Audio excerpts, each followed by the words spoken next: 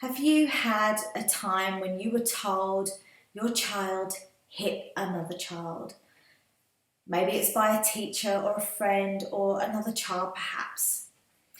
This week's episode shows how your response and how calmly you deal with the situation will determine the information you get from your child, the information you can get from the other person to help your child, and your child's ability to be able to change their behaviour and your ability to walk away from the situation feeling powerful.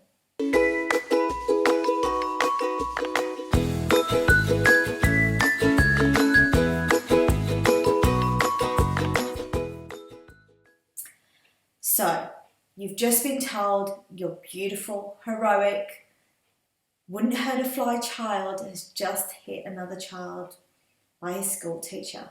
You feel mortified. How can that be? My son, he's never hit anybody before. Oh my God, what must his teacher be thinking of us? I wonder what's gotten into him. Wait till I get to speak to him. And all of this dialogue has just happened in a split second in your mind. But whilst all of this dialogue has been going on in your mind, the teacher has been explaining what happened. And so, quite possibly, you've missed some really valuable information. So step one is to interrupt that mind chatter. Take a breath, pause, say to yourself, it's happened, how can I deal with it?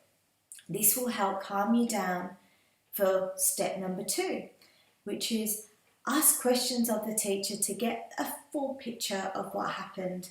What time of day did it happen? Was it before lunch or after lunch?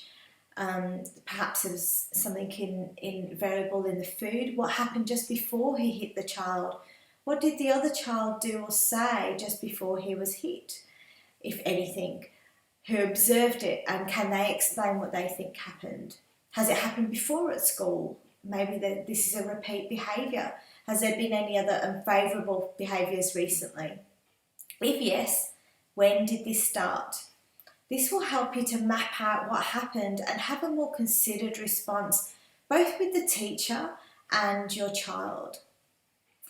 Step three, the conversation with your child.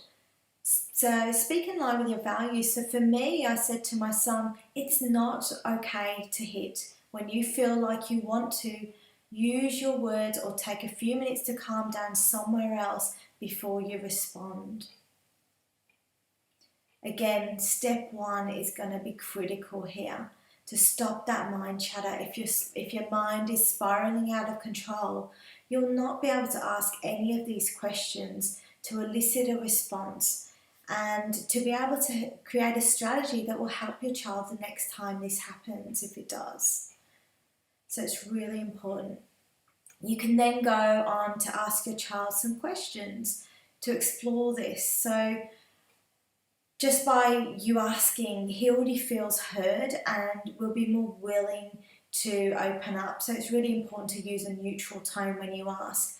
So don't assume anything, just ask questions. What happened just before you hit that child? What were you feeling? Offer a menu list of words here. Were you feeling annoyed, frustrated, angry?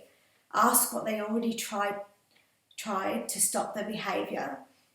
In this case, it turns out that this boy wanted to distract my son whilst he was on the computer.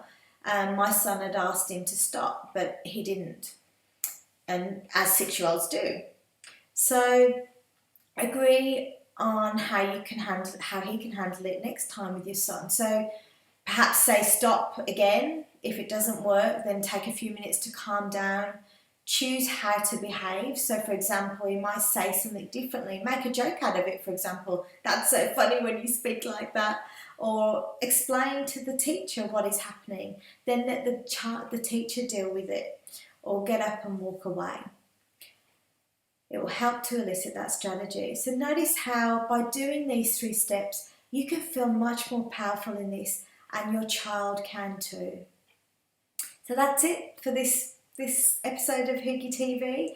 I look forward to seeing you next time. See you then.